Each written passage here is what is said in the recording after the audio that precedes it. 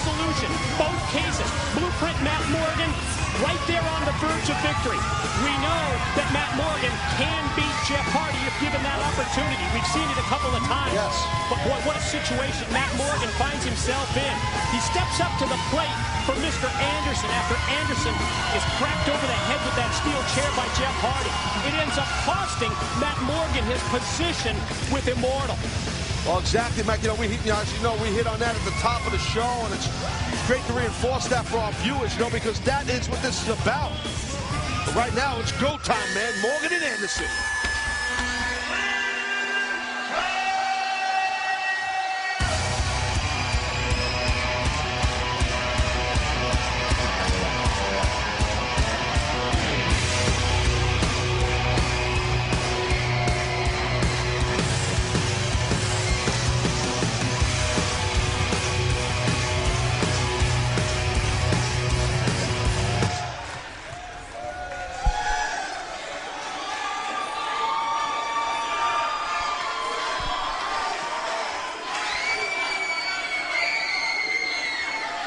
Ladies and gentlemen, I give to you the next TNA World Heavyweight Champion.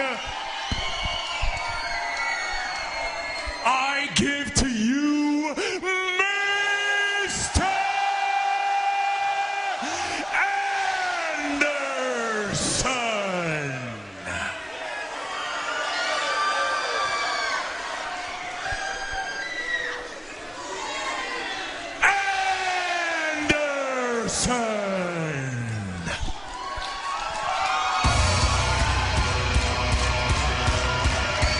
The man from Green Bay, Wisconsin heads to the ring. And for Mr. Anderson, well, maybe he can feed off the good vibes of his Green Bay Packers, Taz.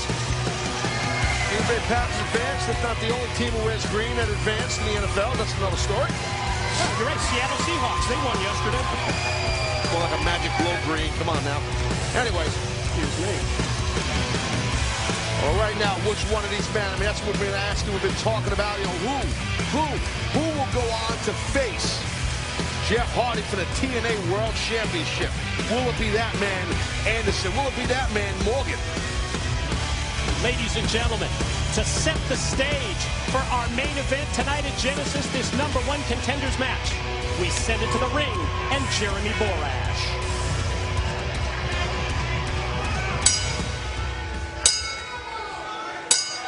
Ladies and gentlemen, the following contest is scheduled for one fall and is your main event of the evening. When the bell rings, the man in charge, TNA senior official, Mr. Earl Hebner. And now, ladies and gentlemen, live from Universal Studios, Orlando, Florida, it's time for your TNA Genesis pay-per-view main event of the evening. For the #1 contender spot for the TNA World Heavyweight Championship. Introducing, first of all, standing in the corner to my left. He weighed in this morning at 310 pounds, stands 7 feet tall, and comes to us from Fairfield, Connecticut. He is the Blueprint, Matt Morgan.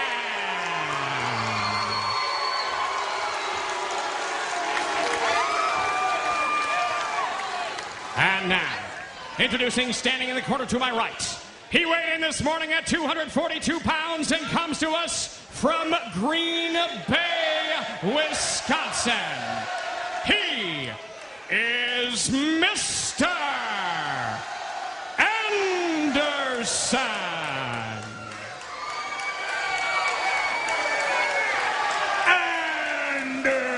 Anderson.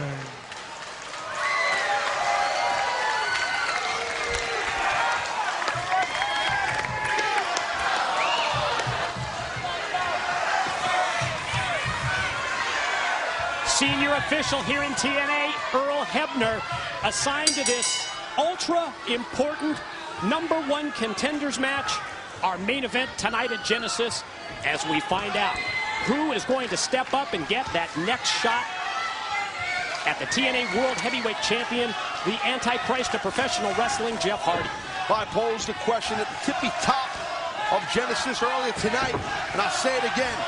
I want to know who Immortal, who Bischoff, who Hogan, who Ric Flair, who they want to see win this matchup and go on to face Hardy for the TNA World title.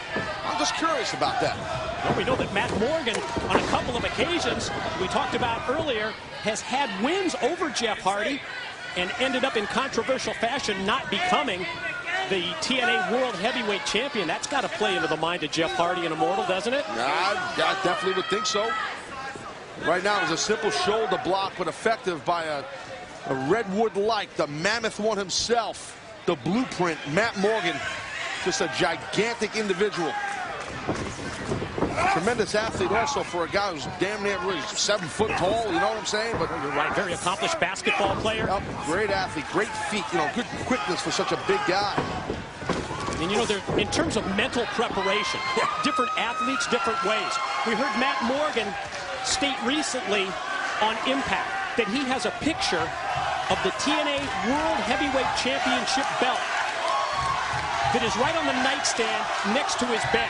Well, this is part of the mental preparation. Yeah. And how about this? This morning I'm watching SportsCenter. Yep. And the Baltimore Ravens, Ray Lewis, he has a picture of a Super Bowl championship ring on the nightstand next to his bed. Oh, that's your direction. That's your vision. That's where you want to go. And I get that. I think they say Ray Lewis had a picture of a TNA World title. That would have been pretty cool. Again, the big advantage with that height, it's just a simple side headlock on Anderson. You get all the leverage in the world when you're built like a skyscraper like Matt Morgan. Nice leapfrog by Anderson. Yo! Boy, you really see the size difference right there come into play, don't you? I'll tell you what, you get hip tossed by Matt Morgan, that's like getting press slammed by a basic wrestler. But then it's the quickness of Anderson, who avoids the contact, comes right back, caught him with the clothesline, and then gets a quick count, and then goes right back to the offense before he's cut off by Morgan. Yeah, good foot sweep right there. Sweeping, the back of the Achilles tendon, the back of the ankle of Mr. Anderson. Again, quick hands and feet by the former basketball superstar, Matt Morgan. Taz, as this match progresses, anything that you might see or point out in relation to the concussion issues, the head trauma suffered by Anderson, positive or negative, I'd love to hear your input. Well, yeah, I mean, we have to see how the match evolves, but I think that nice round kick to loosen up that hamstring there. I think that, talking about the concussions and the physical state and what we've seen in the past of Mr. Anderson and the concern by Matt Morgan, but we've also heard Matt say, once the bell rings, it's go time. I'm a competitor. I want to be the world champion. I want to go face Jeff Hardy. We've heard Matt say that, and I respect that. And I think Anderson respects that of Matt Morgan. Yeah, I heard it up close and personal on Impact this week, that sit-down interview between the two. When all those questions were put to rest as Morgan uses his strength, pure raw power, fires Anderson off into the corner and then look at the boot. See now? The kick goes right to the head. I mean, it was borderline face and head, but I do get your point. I mean, if you have a scrambled brain, I mean, and then headbutt? Well, there you go. Well, Matt Morgan's trying to win the match, Mike. Wow. He said all bets are off. I mean, I'm paraphrasing, but that was his demeanor, correct? I mean, that's exactly. And as we talked about with Anderson in the past, remember what Eric Bischoff said. This is going to be your one chance. You walk away from this, you're not going to get another one. That's pressure right there that's put on Mr. Anderson. Listen, this is business, okay? You want to win the match. You want to win the match, face the champion. Watch his side slam into the pin for 2. It's about making money, right? That's what these guys are in there competing for. That's what they're breaking. Professional wrestling. Exactly. You want to make money. And the way you make more money is by winning more matches. And make more money than that, become a champion. So, look, I get it. I get what Morgan's doing here. He knows the guy's got a problem. And he's got to bring out the vicious side. And he's working towards the head, it seems like. Whoa. Wow. Loading up to go with that big boot. Had him in his sights. And that time it was the quickness of Mr. Anderson that avoided the contact. That was one big carbon footprint coming from the 7-foot, 300-pounder. Yeah, I think Matt Morgan might have took a little bit too long to pop off that big carbon footprint while Anderson was up on that side of the ring now. Oh, that nice snap to that kick. Well, you just sense the confidence rising in Anderson after the error by Matt Morgan as Anderson looks to take advantage of the miscue. Morgan sent into the guardrail.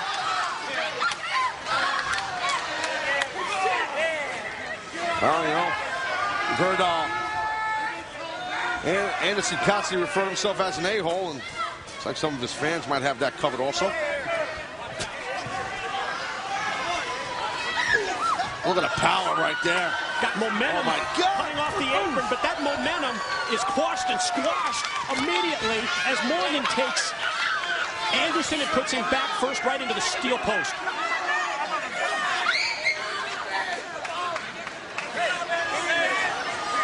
Yeah, at the back of the head, I'm trying to see. See, I thought he was grabbing the back of his neck, but Anderson was grabbing the back of his skull, so. I like the fact that Earl Hebner's giving him some leeway out here on the floor. Yeah, he's in their ear. He's telling them, you got to get it back in here. He wants to get us a winner in this matchup. And then hats off to Earl Hebner, but at the same time, Earl put in the count, and now they realize they got to get back in. Well, that's a referee who's been around the block and then stopped, went around the block a couple more times, then went around the block again, you know what I mean?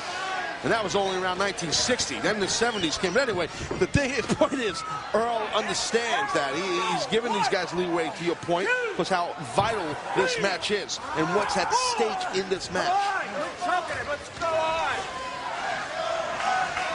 Again, exploiting the size, and he had Anderson set up in the corner for those rapid-fire right and left elbows. Anderson fought it off once, but then he gets bum rushed back into the corner by the Blueprint. And those trademark elbows have Anderson on the ropes.